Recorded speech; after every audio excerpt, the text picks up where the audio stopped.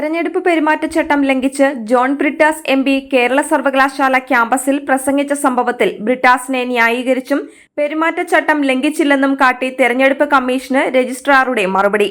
എന്നാൽ യോഗം തടഞ്ഞ വിസിയുടെ ഉത്തരവ് സംഘാടകർ ലംഘിച്ചുവെന്നും റിപ്പോർട്ടിൽ പറയുന്നു. CPM അനുകൂല ജീവനക്കാർ സംഘടിപ്പിച്ച യോഗത്തെ ജോൺ ബ്രിട്ടാസ് അഭിസംബോധന ചെയ്തത് സംബന്ധിച്ച പരാതിയിൽ ഇലക്ഷൻ കമ്മീഷൻ രജിസ്ട്രാറോട് അടിയന്തരമായി വിശദീകരണം നൽകാൻ കഴിഞ്ഞ ദിവസം ആവശ്യപ്പെട്ടിരുന്നുവെങ്കിലും ഇന്ന് വൈകിയാണ് സർവകലാശാല രജിസ്ട്രാർ മറുപടി നൽകിയത്. പെരുമാറ്റച്ചട്ടം നിലനിൽക്കുന്നതിനാൽ ക്യാമ്പസിൽ മീറ്റിംഗ് നടത്തുന്നത് VC വിലക്കിയിരുന്നു.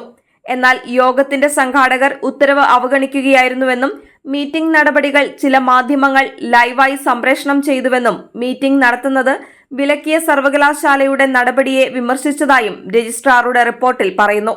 എന്നാൽ ബ്രിട്ടാസിനെയും സംഘാടകരെയും വെള്ളപൂശിയാണ് റിപ്പോർട്ട് നൽകിയിട്ടുള്ളത്. പെരുമാറ്റച്ചട്ടങ്ങൾ പാലിച്ചാണ് യോഗം നടത്തിയതെന്നും നടപടികളെ ന്യായീകരിച്ചും മറുപടി നൽകാൻ രജിസ്ട്രാറുടെ മേൽ യോഗം സംഘടിപ്പിച്ചവർ സമ്മർദ്ദം ചെലുത്തിയിരുന്നതായും അറിയുന്നു.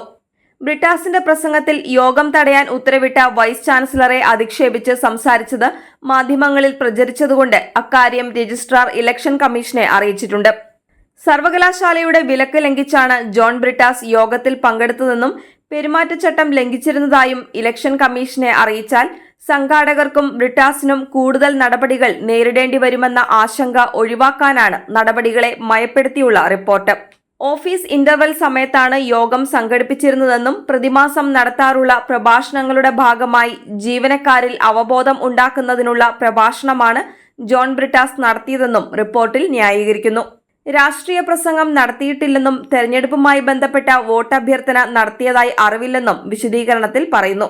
എന്നാൽ യോഗത്തിൽ VCയെ വ്യക്തിപരമായും തുടർന്ന് കേന്ദ്ര സർക്കാരിനെയും UP സർക്കാരിനെയും വിമർശിച്ച് ബ്രിട്ടാസ് പ്രസംഗിച്ചത് മറച്ചുവെച്ചായിരുന്നു രജിസ്ട്രാറുടെ റിപ്പോർട്ട്.